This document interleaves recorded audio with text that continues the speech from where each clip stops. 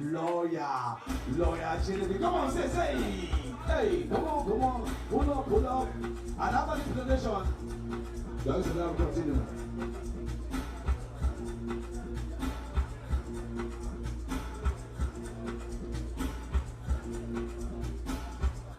Whoa. Good evening, everybody. Good evening, everybody. Good evening. All right, I am so excited to be here. And it's a great privilege to present this award. Without wasting your time, I'll go straight to it. I'm right here to present the award to the fastest rising model and presenter. Ladies and gentlemen, please welcome the recipient of this award in the person of Ariyike Ayinde Alapepe. Let's come.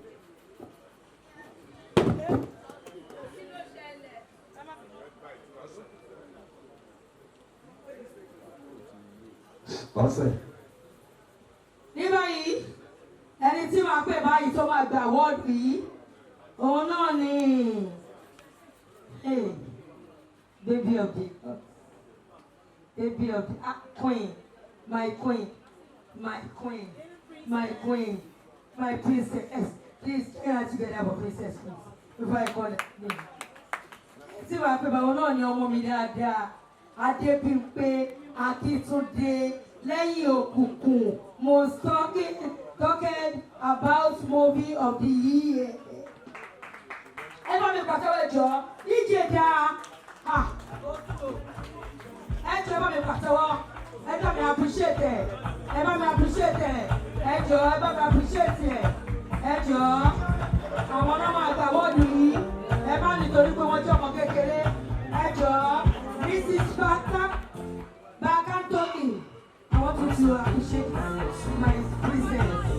Please come and appreciate my princess.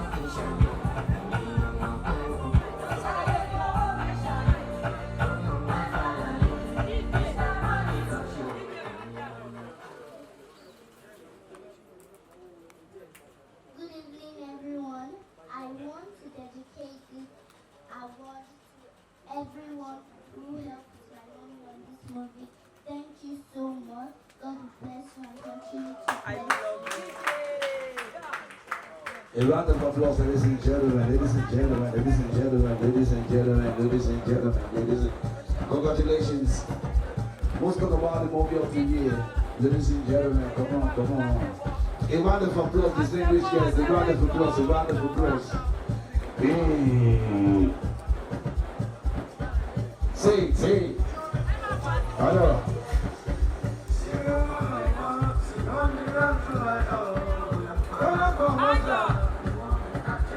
Say, kilo con vecchia, questa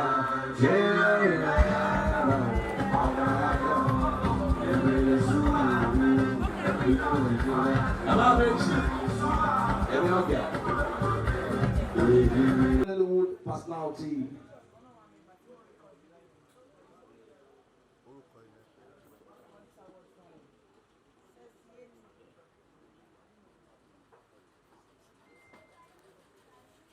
Ẹni tí màá pè báyìí, àwọn náà ni obìnrin rere, obìnrin dáadáa, Olúwabùnmi Tẹ́rí Sẹ́sì Yeti.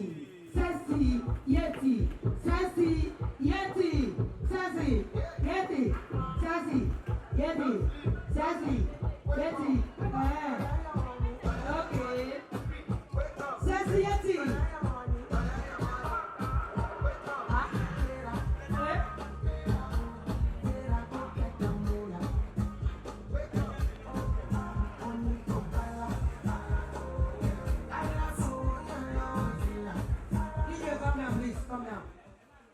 Calm down.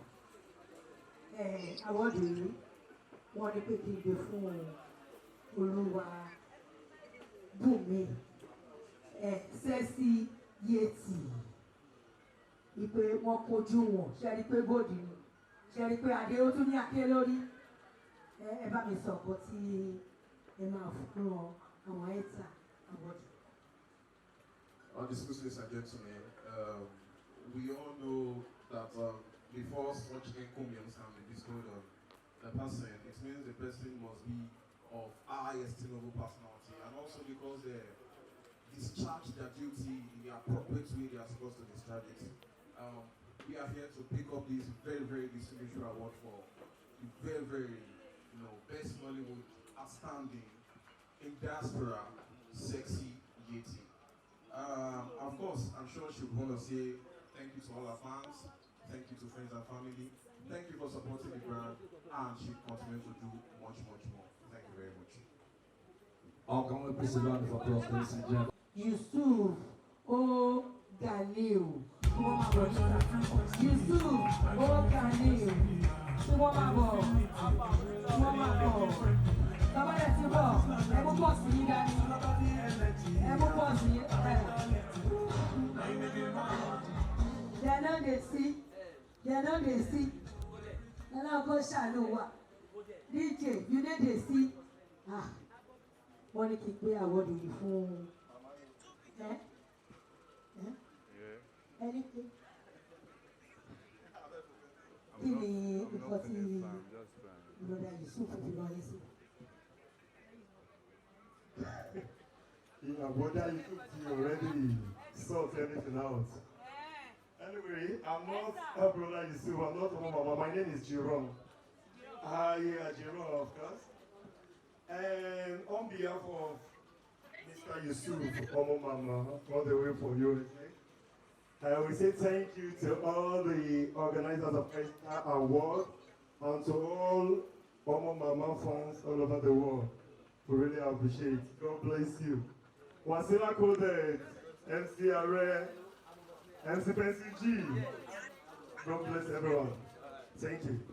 Oh yeah, Jerome. God bless everybody. Everybody go and say that. Ladies and gentlemen, before leaving on this podium, I would like to